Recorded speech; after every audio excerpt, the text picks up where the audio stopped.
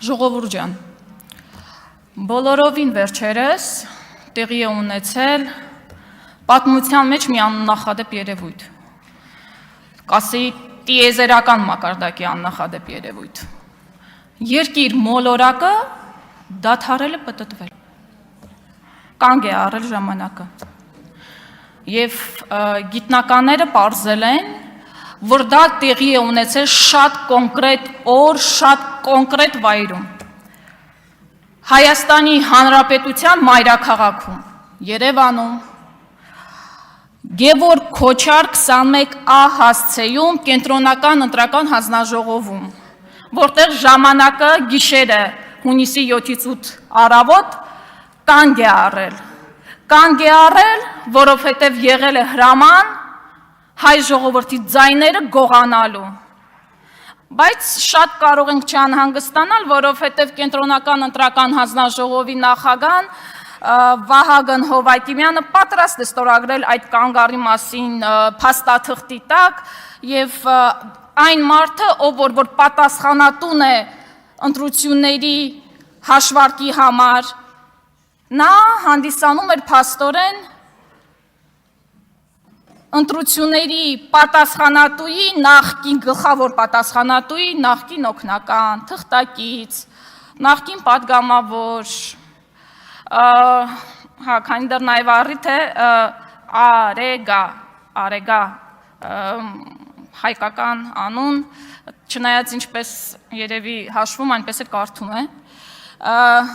Այսօր այստեղ քննարկվում է Հայաստանի Հանրապետության ազգային ժողովի նախագահի ընտրության հարցը։ Այդ անձը հանդիսանալու է Հայաստանի Հանրապետության երկրորդ դեմքը։ Ինչ հատկանիշներ նա պիտի ունենա։ Բարձր մարդկային հատկանիշներ, բարձր պրոֆեսիոնալիզմ, լավ հետագիծ, իհարկե հայրենասիրություն եւ այլն։ Իշխող խմբակցության թեկնածուի հետագիծը իսկապես տպավորիչ է, բայց մեկ այլ պետության տեսակետից, ոչ թե Հայաստանի։ Այսօր այստեղից Հայաստանի Հանրապետության թիվ 1 ամբիոնից մենք հայտարարում ենք, որ մենք ոչ թե սիրելի ժողովուրդ վերցնում ենք մանդատ, այլ վերցնում ենք այն պատասխանատվությունը, մանդատը պատկանում է ժողովրդին, մենք պատասխանատվությունն ենք վերցնում, որովհետև երբեք դատարկ աթոռները չեն կարող պաշտպանել ձեր ձայները, չեն կարող պաշտպանել ժողովրդավարությունը եւ Հայաստանի շահերը։ Ի տարբերություն ընտրությունները կեղծած իշխանությունների, ովքեր փաստացի չեն կարողացել ապահովել ազատ, արդար եւ հավասար պայմաններ ընտրությունների, եւ ում առաքելությունը բացարձակապես միայն պառակտումն է, մենք սիրելի ժողովուրդ, ուժեղ Հայաստան չընտրած քաղաքացիներ, նաև ձեր պատգամավորներն ենք, ձեր ձայները եւ հոգսերն ենք այստեղ բարձրաձայնելու։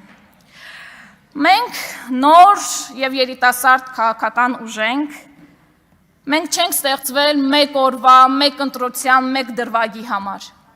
Մենք ստեղծվել ենք Հայաստանում նոր քաղաքական մշակույթ թելադրելու համար, մեր հայրենիքին ծառայելու եւ նոր առաջարկներ անելու համար։ Գիտեք, մենք համոզված ենք, որ Հայաստանը կարող է լինել ազատ, ուժեղ եւ տնտեսապես ավելի կայուն, ավելի բարեկեցիկ, բայց նաեւ համոզված ենք, որ դրա համար անհրաժեշտ է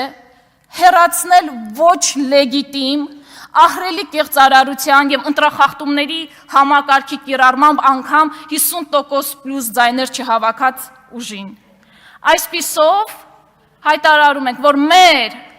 առաջնային օրակարգը հենց այս ուժի հեռացումն է։ Սիրելի հայրենակիցներ, ձեզ հերթական անգամ խաբում են, ասելով, թե գնում են դեպի Եվրոպա։ Եվրոպական ինտեգրումը միայն արտաքին քաղաքական ուղղությունը չէ։ Դա առաջին հերթին արժեքների ընտրություն է, իրավունքի գերակայություն, անկախ դատարաններ եւ խոսքի ազատություն։ Այսօրվա Հայաստանում վերոնշյալ բոլոր երևույթները իսպառ բացակայում են։ Եվրոպան սկսվում է ոչ թե Բրյուսելից, Հայերիս համար Եվրոպան սկսվում է Երևանից։ Այն սկսվում է Հայաստանի Հանրապետության սահմանադրության նկատմամբ հարգանքից, այն միջազգային պարտավորությունների կատարումից, որոնք Հայաստանը կամովին ստանձնել է, միանալով մարդու իրավունքների Եվրոպական կոնվենցիային, քաղաքացիական եւ քաղաքական իրավունքների մասին միջազգային դաշնագրին եւ մի շարք մարդու իրավունքների պաշտպանության հիմնարար փաստաթղթերին։ Մենք այստեղ ենք վերականգնելու եւ վերադարձնելու հարգանքը եւ պատկառանքը ինստիտուտների եւ այս ամբիոնի նկատմամբ։ Դա անելու ենք հետևողական, պրոֆեսիոնալ եւ ռացիոնալ մոտեցումներով։ Վերադառնալով ինչպես ենք դա անելու։ Գիտեք, երեք խոսվում էր առաջին տպավորության մասին, մենք ինչպիսի տպավորություն ենք թողնում նորմալ է։ Հիմա կիսվեմ իմ տպավորություններ, որտեղ առաջին անգամ ենք այստեղ, իմ տպավորությունները ինչպիսին էին։ Խոսվում էր բարեկրթության մասին, շատ գովելի է, շատ։ Բայց բարեկրթության մասին ոչ թե խոսում են, այլ բարեկիրթ լինում են։ Եվ անգամ մեկ նիստ չձգվեց բարեկրթության հորդորը, անգամ ձեր թիմակիցներին Ռուբեն Ռուբինյան, դուք հորդորում եք բարեկրթության, բայց ձեր խոսքը անգամ չանցավ ձեր թիմակիցների նկատմամբ, ովքեր ընդամենը մի քանի րոպեներ հետո եկան եւ անբարեկիրթ վերաբերմունք ցուցաբերեցին այս ամբիոնի նկատմամբ։ Մեր չէ, այս ամբիոնի նկատմամբ։ Ես կոգնիտիվ դիսոնանսի մեջ էի ընկնում, որովհետեւ ինձ թվում է դուք իրար հետ չեք շփվում, որովհետեւ կարծես խոսում եք բարեկրթությունից խոսվեց եւ հետո եկավ այսպես, չգիտեմ, SMS է եկել, հրահանգ է եկել միանգամից այդ պահին ձեզ, բայց եկակ ու միանգամից գնաց ոչ բարեկիրթ պահվածքը։ Գիտեք, ամեն դեպքում մենք պատասխանատվություն ենք ստանձնում այդ բարեկիրթ վերաբերմունքը դրսևորելու, բայց իշխանությունն է առաջին պատասխանատուն բարեկիրթ միջավայրի ձևավորման։ Սա խնդրում եմ չմոռանալ։ Եվ հետո շատ պարզ անմեղ հարցեր էին հնչել, իսկականից իմ տպավորությունը այս անակնկալ էր իրականում, որ այս անմեղ պարզ հարցերից կարծես շատ վիրավորվեցիք, ասենց 17 հոգով եկան միանգամից պաշտպանելու Ռուբեն Ռուբինյանին։ Ես կարծում եմ ամեն դեպքում դուք պաշտպանության կարիք չունեք, դուք հայտարարեցիք, պատասխանը տվեցիք, կարծում եմ պաշտպանության կարիք չունի ազգային ժողովի նախագահի թեկնածուն։ Եվ հետո խոսվեց հակաթուրքականությունը, կարծեմ չեմ կարող ուղակի մեջ բերեմ, բայց եթե սխալ եմ ասում, կուղեք հետագայում դուք ձեր ելույթներով։ Խոսվեց, որ հակաթուրքականությունը հայրենասիրությունը չէ եւ այլն։ Այո, հայրենասիրությունը շատ ավելի մեծ գաղափար է, համաձայն եմ ձեզ հետ, բայց անկեղծ ես չեմ սիրում թուրքերին։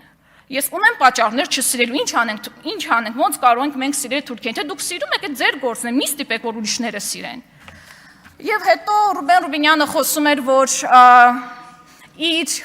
1 տարեկան երեխան չի տեսել պատերազմ, չգիտեմ, եթե սխալվում եմ տարիքը ներողություն եմ խնդրում,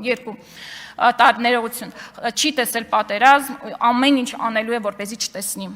Գիտեք, ես էլ 2 տղաների մայր եմ։ Ես էլ փորձելու եմ ամեն ինչ անել, որ պատերազմը չլինի, որովհետև պատերազմի մեջ ոչ մի լավ բան չկա։ Բայց միևնույն ժամանակ ես հասկանում եմ, որ իմ տղաների վրա բերեմ օրինակը։ Իմ տղաները ոչնչով ավել չեն Հայկ Ապրեսյանից։ Իսկ ես ոչնչով ավել չեմ Հայկ Ապրեսյանի մորից։